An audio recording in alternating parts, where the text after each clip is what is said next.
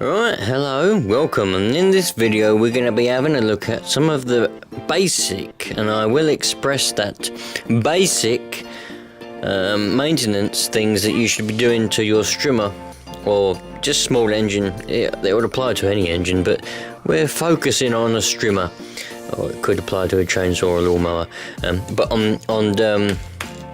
on this particular Strimmer is what we're going to be focusing on, because this is my demonstration Strimmer that I've used for many demonstrations.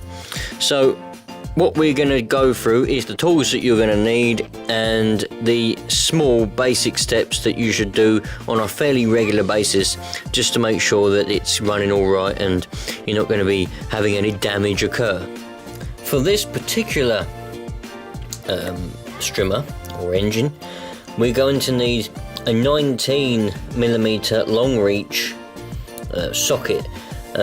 You may need a smaller or a larger one, depending on what kind of spark plug your one has. I mean, these are typical spark plug sockets.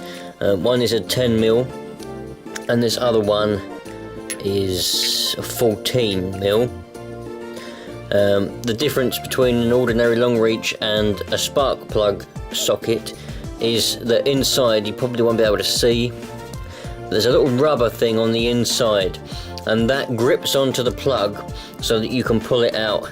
You don't need that for a Strimmer, but that's the difference.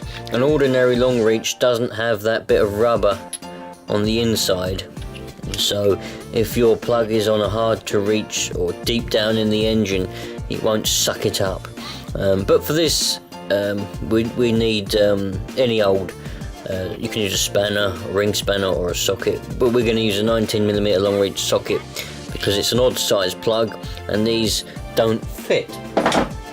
So that's the only specific thing. We need some Allen keys, one Allen key. Obviously need the ratchet for the socket. You need a wire brush to clean your spark plug and a bit of cloth to clean your spark plug. In addition, you will also need some either petrol or soapy water. So because we're focusing mainly on the two very basic and simple things, the thing that you should do more often than not of course, is have a look at your air filter. So you need to find the right Allen key that fits. They won't all be Allen keys. Some have a screw, some have a wing nut, some have a finger nut, little thing that ain't a wing, this is like a round nut thing. They can be all different. This particular one has an Allen bolt, so you'll need to have a look to see what your one has. This one's got an Allen bolt with a washer and also a spring washer to stop it from coming undone. So that's what we need. And what size was it? It was a size 4 Allen key to undo that. Once you've undone that, you can pull that off. You'll have to pull it around the choke. And then in here, a little bit of plastic comes off. And then you've got your air filter foam. You can just take that off like that and inspect it. It's a little bit grass in there, not too much. You'll find on a Strimmer there won't be, it's obviously got oil in it as well, there won't be too much in the way of an air filter. They're not designed to be used in much dust or anything like that. It's just grass and things you should be using a Strimmer in. Alright, so there's many discussions, many people believe and disbelieve things, how to clean air filter foams. You can buy dedicated air filter foam cleaners out there, but I don't bother spending any money on those. All my life I've used soapy water. Put the foam in some soapy water, just use washing up liquid, give it a good wash around in hot water, or as hot as your hands can withstand. Just give it a good wash in that. You can also use petrol. If you want to use neat petrol, you put some petrol in a little tub, wash it around in the petrol, get it all nice and washed, and then just hang it out to dry.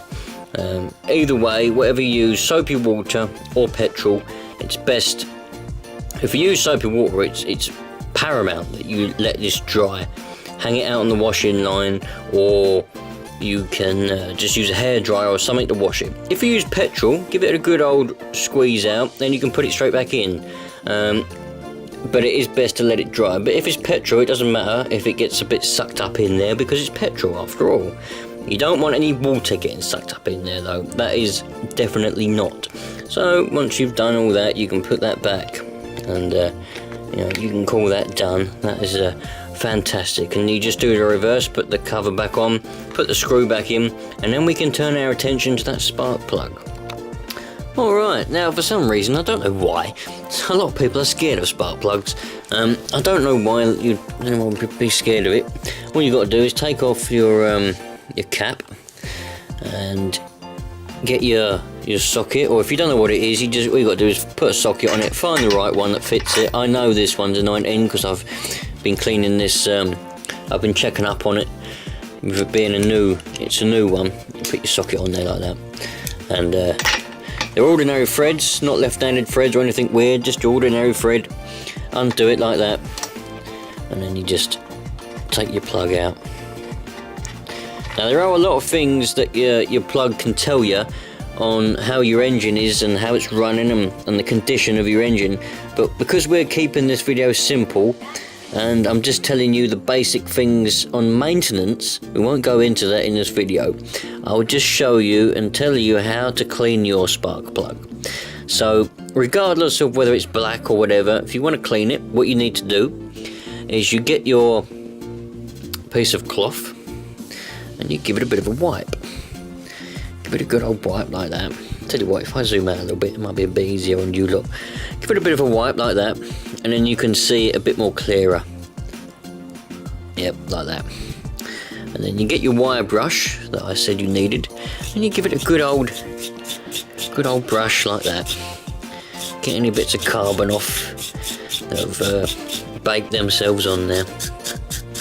Well, you won't get it being sparkly clean like a brand new one, but you'll get it to be quite clean. And then you get your cloth again, and you just give it a wipe to get off any of those bits that you've just loosened up like that. There we go. Now, there we go, that's that. Now, you should be checking the gap. Now, the gap is the gap there between the... Hold on a minute. Let my camera adjust itself. The gap is the gap between the grounding electrode, which is this bent part, and the electrode, which is that part just underneath it there. Now, if you wish to do that, use a set of feeler gauges, and you have to look up to see what the specification is for your engine. However, in this video, because we're only looking at basic tips, we're not going to go into depths about that. If you want to know more about that, just leave a comment. Or if you want to know more about anything we've gone through in this video, just leave a comment and I'll make a separate video to help you out. But now, as you can see, this plug is nice and clean. There's no carbon on it. There's nothing on it whatsoever. So we can just thread that back in there. Get your socket or your spanner, whatever you've used. You don't want to do it up too tight. Don't do it up too tight, you know, just do it tight, just nip it up, as they say. Put your cap back on. If you've got a little surround around it, put that back. And that's perfect like that. So, there we go. As I said, this was very basic maintenance tips and advice. Nothing major. You should check the air filter more often than the plug. I would say, at least if you're using this on a daily basis, you want to be taking it out and cleaning the filter every week or so, depending on the conditions. If it's a very dusty conditions, then do it more often.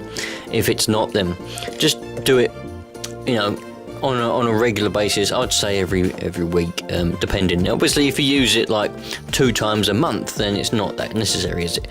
But the air filter is very fundamental, because if that's dirty and you're getting dirt going into your engine, then you're going to be getting damage on the inside of your engine. Plus, it block up your carburetor as well, and it ain't going to run right. You lose power, and it won't run right, get blocked up, and things like that. The plug isn't as necessary. A lot of the time, you know, I tend to just keep running it until it doesn't run properly anymore. Then I go and clean the plug. A lot of people change the spark plugs. You don't need to change it. That's a waste of spark plugs. You can take it out and clean it. There's no need to change it. A lot of people, when when the engine doesn't start or doesn't run very well anymore, they just take the old plug out and put a new one in. That's a big waste of spark plugs, that is, a big waste of plugs. You can take it out, give it a clean, put it back in. If it's breaking down and it still won't run properly after you've cleaned it, then you're going to have to go and buy a new one. But for now, just take it out, give it a bit of a clean with a wire brush and a bit of cloth, put it back in. Fantastic.